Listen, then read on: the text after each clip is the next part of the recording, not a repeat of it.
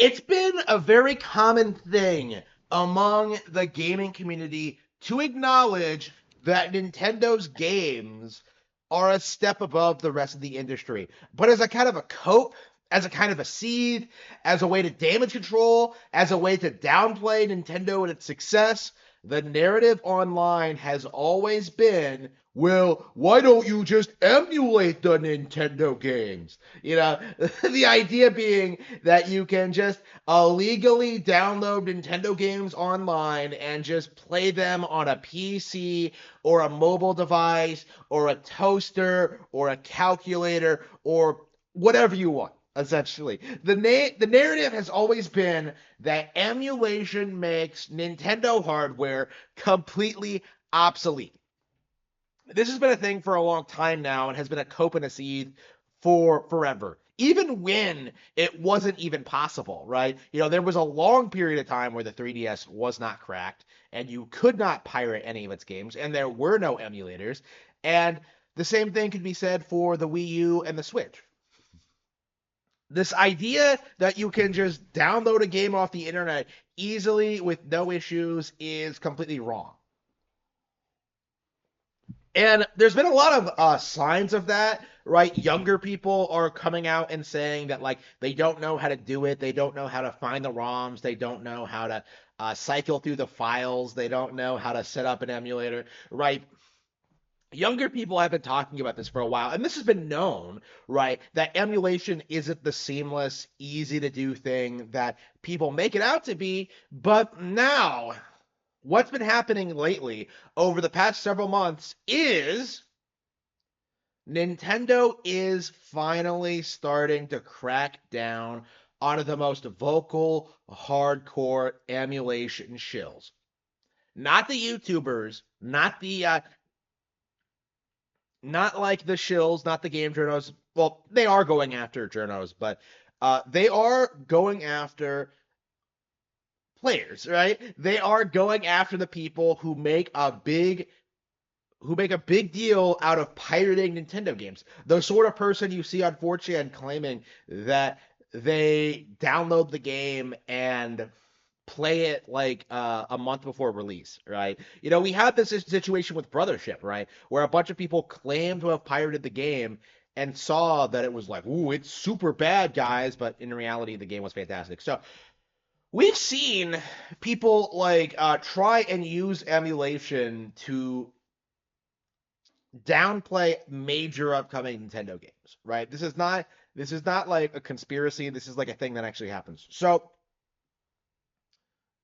when it comes to emulation, right, the thing about it is, in order for people to know that it's a thing, these people have to go out and they have to aggressively try and pretend as if emulation is superior to official releases, right? Traditionally, they've always said that like you can play anything you want and there are no limitations, and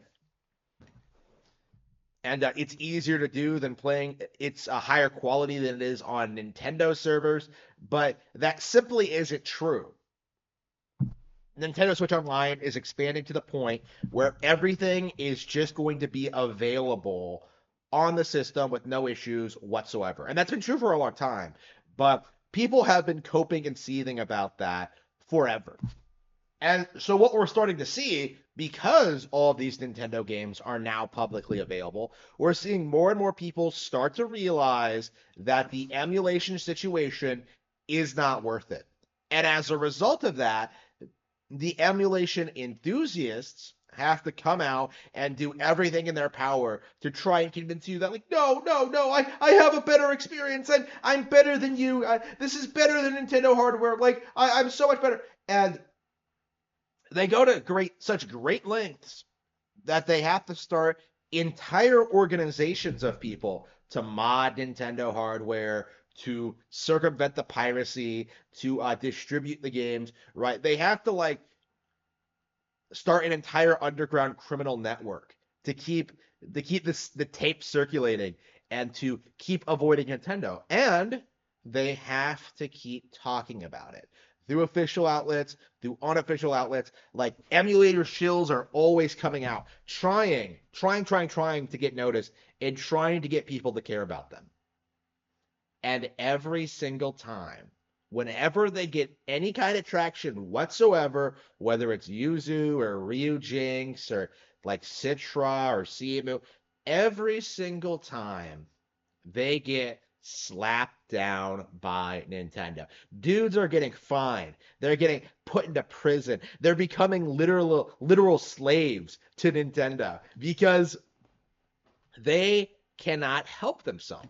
They keep incriminating themselves over and over and over and over again to the point where the case against them is iron tight, which is what happened with this recent situation in which a pirate, was asked by Nintendo to stop streaming emulated games, to stop covering emulated games, to stop promoting piracy, and he kept saying, "Nah, nope, no, no way, no, no, no, haha, you can't do anything to me, Nintendo."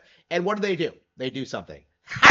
Like, they do something. They put a stop to that nonsense. And it's only a matter of time until that starts affecting organizations like Some Ordinary Gamers or the Steam Deck or, Valve. Gabe Newell himself was terrified of the idea of the Dolphin emulator being on Steam, right? If emulators were so legal, why exactly is this billionaire terrified of hosting one on his service, right?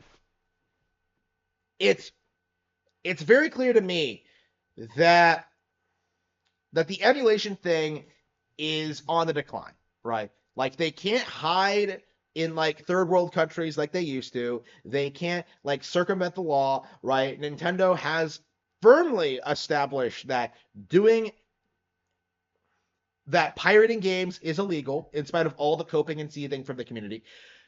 And it is a dying industry. Right? We are seeing an end to the business of piracy. And it's not the easy accessible thing that it may have been in the early 2000s or the 90s or whatever, right? This is something that you are better off just ignoring. This is something Nintendo won is my point. And I think people aren't ready to acknowledge that Nintendo winning in this fashion is a huge blow against PC gaming and mobile, because without piracy of better software, these these uh these platforms don't have any real appeal. Why exactly would I play some shitty gacha game on iPhone when I could just play something better on my Switch? And I do think the gaming community is moving in that mindset where like they would much rather play something like Mario and Luigi Brothership over Dragon Age or Starfield or Baldur's Gate 3, right? There is there are so many better games on Nintendo platforms. There really isn't any need to bother with PC or mobile. But the cope has always been that like, oh, well, we can just pirate those games if we want to play them. That is not true, and it never has been true.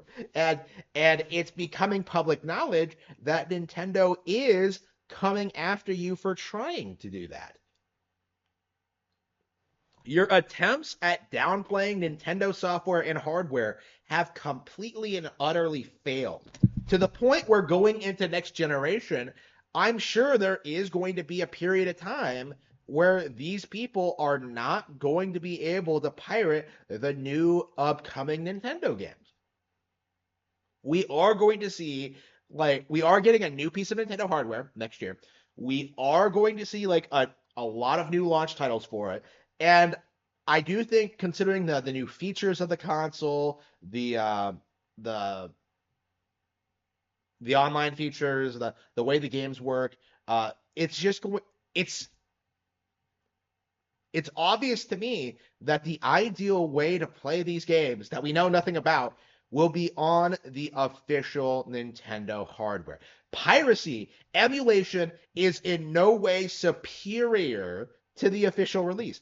And Nintendo has done nothing but prove that over and over and over again for the past 30 years.